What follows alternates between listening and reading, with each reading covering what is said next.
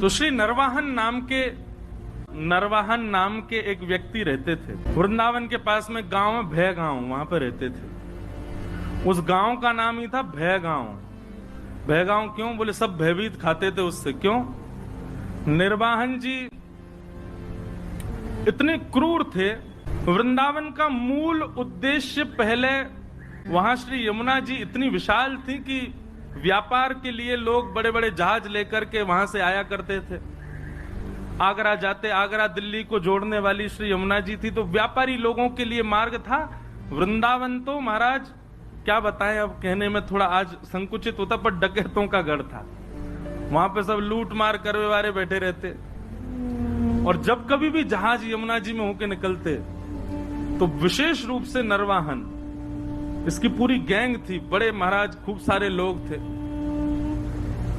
आते जाते जहाजों को अर्धरात्रि में कैसे भी करके और पकड़ लेता और उनसे कर वसूलता।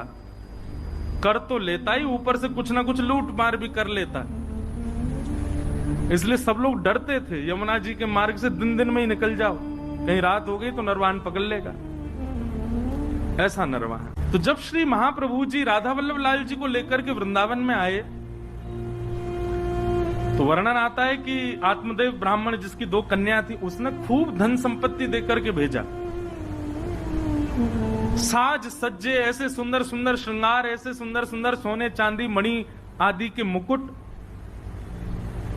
और फिर ऐसा भी भाव है, जो महाप्रभु जी की प्रथम पत्नी थी रुक्मणी बाई, जिनसे पहले ब्याह हुआ था, रुक्मणी बाई जी और महाप्रभु जी के बड़े प्रथम पुत्र श्री वनचंद्र जी, आप दोनों भी नवरंगी लाल जी की सेवा छोटे बालक को देकर के, गोपीनाथ जी को देकर के, आप भी देवबंद से वृंदावन आ गए थे।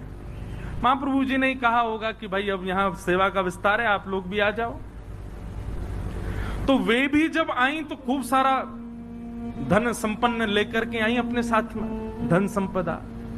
तो वृंदावन के आसपास के गांव में जो ब्रजवासी रहते थे सब आते थे, अरे भैया नयो नयो लाला आयो, नयो नयो ठाकुर जी आयो हमारे वृंदावन में, सब दर्शन करने आते।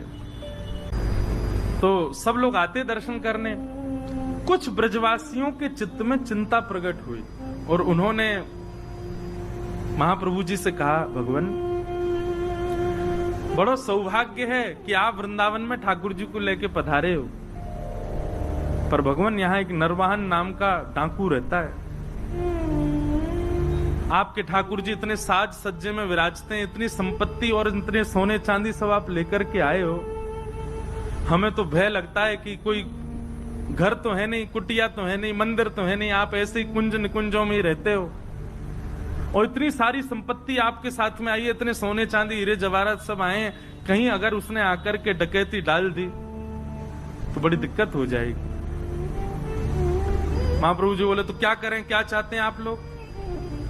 और हमारा भाव यह है कि एक बार आप उससे मिल लीजिए, नरवाहन से मिल लीजिए, और वहां जाकर के थोड़ा बहुत कुछ दे दीजिएगा उसको, उससे थोड़ी मैत्री जैसी, थोड़ा प्रेम भाव हो जाएगा, तो वो कम से कम ठाकुर जी की सामग्रियों को स्पर्श ना करे। महाप्रभु जी तो अष्टयाम में इतने व्यस्त रहते थे, हम लोग विचार करते हैं 2 समय के भोजन ठाकुर जी को पधराना, उसके लिए भी कितनी योजना बनाते हैं। पर श्री हितरिवंश महाप्रभु जी ने राधा वल्लभ जी को वृंदावन में विराजमान करके अगले दिन से ही अष्टयाम प्रारंभ कर दी। 8 याम सेवा चलती राधा वल्लभ जी की। ये भी विचार नहीं कि मंदिर नहीं है, व्यवस्था नहीं है, रसोई नहीं है, खुले में ही सब व्यवस्थित करके अष्टयाम सेवा हो ठाकुर जी की। ब्रजवासी सब संत भी आ गए, सबने कहा कि बोले नहीं ये निर्णय उचित है, आप नरवाहन से एक बार मिल लीजिए। महाप्रभु जी ने कह दिया, इनको निहारने के बाद, इनसे मिलने के बाद किसी और से मिलना पड़ेगा, हम नहीं जाएंगे। जब ये मिल गए तो अब और किससे क्या मिलना और किसी से भय क्या खाना? ठाकुर जी हैं साथ में, राधा वल्लभ जी, इन पर भरोसा नहीं है हमें, सब मंगल करेंगे, हम नहीं मिलेंगे किसी से, हम तो सेवा से फुर्सत नहीं, हमको यहीं रहेंगे। खूब प्रयास किया, खूब सबने समझाया, पर महाप्रभु जी नहीं गए। नरवाहन को किसी ने जाकर के ये बात बताई। बोले ऐसे ऐसे ठाकुर जी आए हैं, और ठाकुर जी आए ये बड़ी बात नहीं है, ठाकुर जी के संग में खूब सारा सोना चांदी जवाहरात और महाराज खजाना आया है भर के।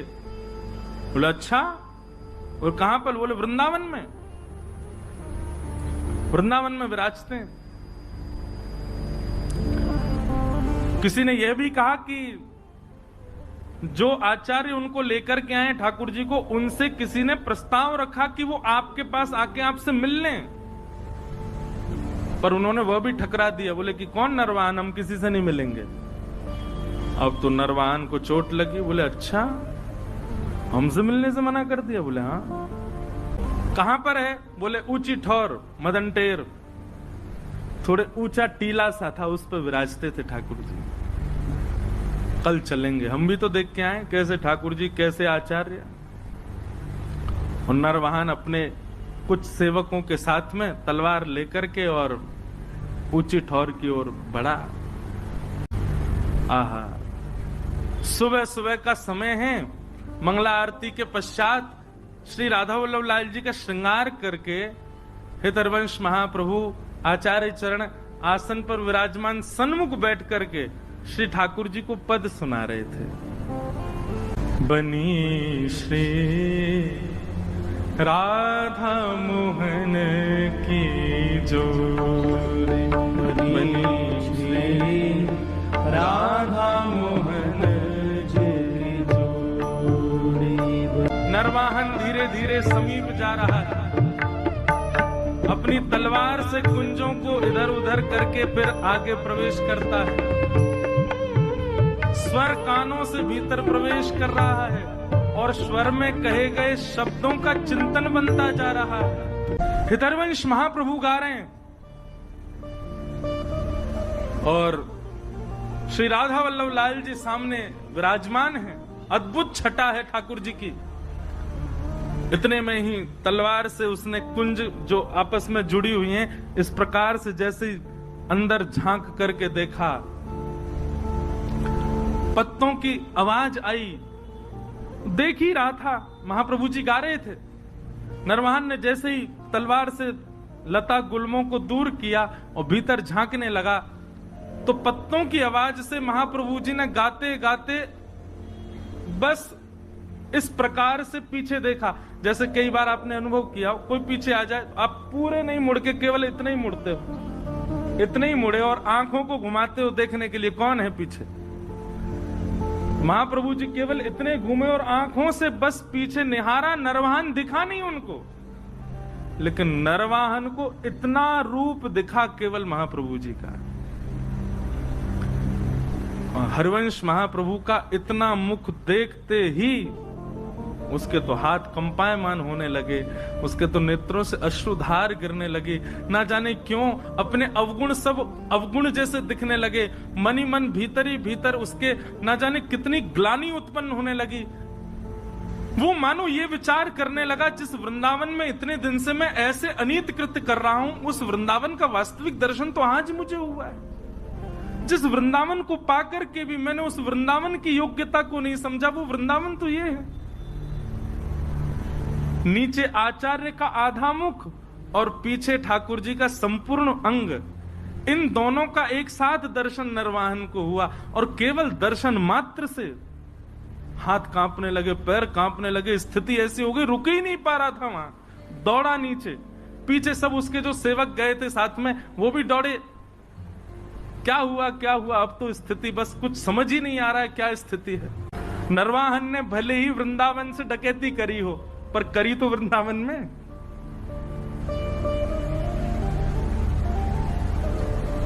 अब तो नरवाहन की स्थिति ये हो गई, तलवार वलवार तो सब दूर फेंक दी। विशाल स्वरूप था उसका, स्वरूप का वर्णन करते हैं कि देखते डर जाए आदमी, इतना खतरनाक था नरवाहन। लेकिन ऐसा दीन हो गया, अभी तक वो महाप्रभु जी से चर्चा भी नहीं हुई, कुछ सुना नहीं उसने, अगले क्षण से ही उसकी स्थिति ऐसी दीन बन गया। प्राण हरिवंश, जीवन हरिवंश, नित्य हरिवंश, हरिवंश हरिवंश हरिवंश हरिवंश, बस यही गाता रहता और लता कुंजों में पड़े पड़े रुदन करता रहता, अपने आप को कोसता। ऐसी आत्मग्लानि में चला गया और केवल प्राण हरिवंश, जीवन हरिवंश, नित्य हरिवंश, बस हरिवंश हरिवंश हरिवंश, इसी भाव में ही रहता। आसपास के सब सेवक बेचारे तलवार लिए खड़े रहते, उसको देखते देखा तो हमने भी, हम पे तो कुछ नहीं हुआ, इसको क्या हो गया। सरदार सरदार, उनको बोलो हरिवंश, गाओ हरिवंश, कहो हरिवंश, नाचो हरिवंश। बोले हरिवंश रोटी खिला जाएंगे? अरे अपना काम धंधा कैसे करना है अब? बोले सब हरिवंश, नित्य हरिवंश, बस हरिवंश हरिवंश हरिवंश, यही गाता रहता। जय जय राधा वल्लभ हित हरिवंश, श्री हरिवंश। साथ के सब लोगों ने सोचा, बोले भैया ट्रेंड तो हम हो ही गए इनके संग रह के, अब इनको रहने दो, हरिवंश जी की स्मृति, हम चले अपना काम करें। उसी समय एक जैन व्यापारी आगरा से अपना कुछ सामान लेकर के बड़े जहाज में यमुना जी के रास्ते दिल्ली जा रहा था। तो नरवाहन के संग में रहने वाले सब लोगों ने योजना बनाई और उस जहाज को बीच में ही रोक लिया। उस जहाज पर भी करीब 200-250 लोग थे। उन सब लोगों ने मन में विचार किया, ये हमारा क्या बिगाड़ेंगे। वे भी लड़ने को नीचे आ गए, लेकिन नरवाहन की सेना बहुत थी और बड़े क्रूर थे सब, नहीं जीत पाए। तो पूरे जैन व्यापारी के जितने लोग थे सबको बंदी बना लिया, पूरे जहाज को जमुना जी में खड़ा करके और पकड़ करके जो भय गांव था वहीं उसका कारागृह था, जेल बना रखी थी उसने, वहीं ले जा करके और सबको बंदी बना दिया। सबको बंदी बना करके उन पर क्रूरता करने लगे, मारने लगे, पीटने लगे, उनको स्थिति खराब कर दी। क्यों? क्योंकि कर तो दिया नहीं, ऊपर से हम पे हाथापाई कर रहा है, जानता नहीं हम नरवाहन की सेना है। एक दासी रहती थी नरवाहन के यहाँ, वो नरवाहन जी के यहाँ जाती थी, नरवाहन जी को देखती तो अब तो बस कुंज में बैठे बैठे श्री हरिवंश, हित हरिवंश, प्राण हरिवंश, जीवन हरिवंश ऐसी गाते हैं। वे समझ गई थी स्थिति अब किस मोड़ में मुड़ चुकी है। वे जाती थी और हरिवंश जी का दर्शन और श्री राधा वल्लभ जी का दर्शन करके आती थी, तो वहां कुछ वैष्णव मिलकर के जय जय राधा वल्लभ हित हरिवंश कीर्तन करते थे। भय गांव में जिस कारागृह में सबको बंदी बनाया हुआ था, दासी वहां गई और वहां जाकर के देखा वो जैन व्यापारी बेचारा रो रहा था, मेरे छोटे छोटे बच्चे हैं, मेरा परिवार है, मैं तुमको कर दे दिया, सब ले लो, मेरा जहाज भी अपने पास रख लो, मुझे मुक्त कर दो। लेकिन वे लोग तो इतने क्रूर, तूने हम पे हमला किया क्यों? इसी बात से उसको मार रहे थे। रात्रि का समय हुआ, सब सो गए, तो वो दासी उस जैन व्यापारी के पास गई और उससे बोली, सुनो, अर्धरात्रि का समय है, मैं जैसे ही चली जाऊं यहां से, उसके बाद जोर जोर से जय जय राधा वल्लभ हित हरिवंश, जय जय राधा वल्लभ श्री हरिवंश, जय जय राधा वल्लभ श्री, इसका उद्घोष करना और सब मिलकर के एक साथ करना। और सुनो, कोई आकर के तुमसे पूछे ये क्या गा रहे हो, किसका नाम बोल रहे हो, तो कह देना हमारे इष्ट राधा वल्लभ हैं और हमारे गुरु हरिवंश जी हैं। और ध्यान रहे, जितनी ताकत तुम्हारे पास है उतनी ताकत से गाना। उसकी योजना ये थी कि आवाज नरवाहन को सुनाई दे। कारागृह में बंदी बने हुए जो सब व्यापारी थे, उस दासी के जाति सब चिल्लाने लगे, जय जय राधा वल्लभ हित हरिवंश, जय जय राधा वल्लभ श्री हरिवंश, जय जय राधा वल्लभ हित हरिवंश। आहा, ये स्वर सुनते ही मानो नरवाहन की स्थिति तो ऐसी हो गई कि जैसे प्यासे को जल पिला दिया हो, भूखे को पानी पिला दिया हो, जिसको नींद आ रही है उसको बिस्तर दे दिया हो, जिसको अत्यंत सुख की कामना हो, जिस सुख की कामना हो वो सुख दे दिया हो। नरवाहन तो आनंदित हो गए, आनंदित होकर के उठ करके ढूंढने लगे कहां से आ रहा है स्वर। सुनते सुनते जैसे पहुंचे, अपने ही कारागृह में पहुंच गए। कारागृह के भीतर जाकर के देखा तो सब बंदी बने हुए हैं, वही गा रहे हैं, जय जय राधा वल्लभ हित हरिवंश, जय जय राधा वल्लभ श्री हरिवंश। नरवाहन ने जाकर, अरे भैया सुनो, कौन हो तुम लोग और ये क्या गा रहे हो? बोले महाराज, ये राधा वल्लभ जी जो है ये हमारे इष्ट हैं और ये हरिवंश जी जो हैं ये हमारे गुरु हैं। जैसे सुना कि हित हरिवंश उनके गुरु हैं। नरवाहन की तो स्थिति, हाथ पांव कांपने लगे। जिन गुरुदेव की मैं आज एक झलक देख करके मेरी स्थिति हो गई, ये उनके साक्षात शिष्य हैं, मेरे गुरु भाई हैं, और ये मेरे यहाँ कारागृह में बंदी। तुरंत बुलाया, बोलो खोलो, अभी चरण पढ़ो, इनके चरणों में दंडवत प्रणाम करो। अपने सारे जो भी उसके सहपाठी सबको बोला इनके चरणों में प्रणाम करो। सबने दंडवत प्रणाम किया। नरवाहन तो महाराज लेट करके उनके चरणों को अंक में भर के रुदन करने लगे। बोले भगवान, आप मेरे गुरु भाई हैं, मेरे लोगों ने आपको प्रताड़ित किया, उसके लिए मुझे क्षमा कर दो।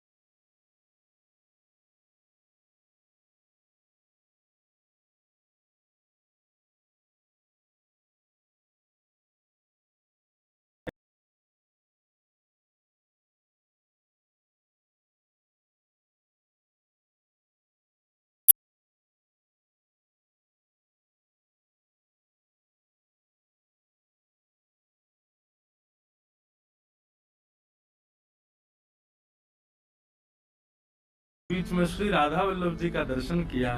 राधा वल्लभ जी का दर्शन करके आनंद निमग्न नेत्रों से अविरल अश्रुधार गिरने लगी, आनंदित हो गया। और जैसे ही हितरवंश महाप्रभु सामने आए, उनका दर्शन करके तो जो स्थिति हुई, कई लोगों के मन में आ सकती है भावना कि बताओ आप महाराज जी कथा में ऐसी बात बता रहे हैं, ठाकुर जी को देख करके तो केवल उसको कंपन होता है, आचार्य को देख करके तो वो पूरा ही है। बोले आप आचार्य को आचार्य प्रधान हैं, क्योंकि आपके लिए वो भगवान और वो केवल आचार्य हैं, पर जिसके साथ ये घटना घट रही है उसके लिए ठाकुर जी भगवान है, ठाकुर जी स्थिर ठाकुर जी हैं, स्थूल ठाकुर जी हैं, पर आचार्य उसके लिए चलते फिरते राधा वल्लभ हैं। आचार्य उनके लिए चलते फिरते राधा मोहन है। आचार्य चरण उनके लिए चलते फिरते साक्षात श्री जी के स्वरूप हैं। इसलिए ऐसी स्थिति आचार्य को देख करके हो रही है। वहां मानव बुद्धि मत रखिए। हरिवंश महाप्रभु आए, नरवाहन को देखा, देखते ही अपने हृदय से लगा लिया, हृदय से लगाया, हृदय से लगा करके और फिर राधा वल्लभ जी का दर्शन कराया। निहारो इनको, भाव से निहारो। क्या अनुभव हो रहा है नरवाहन? बोले बहुत सुखद अनुभव। बोल ही नहीं पा रहा नरवाहन। राधा वल्लभ जी के सन्मुख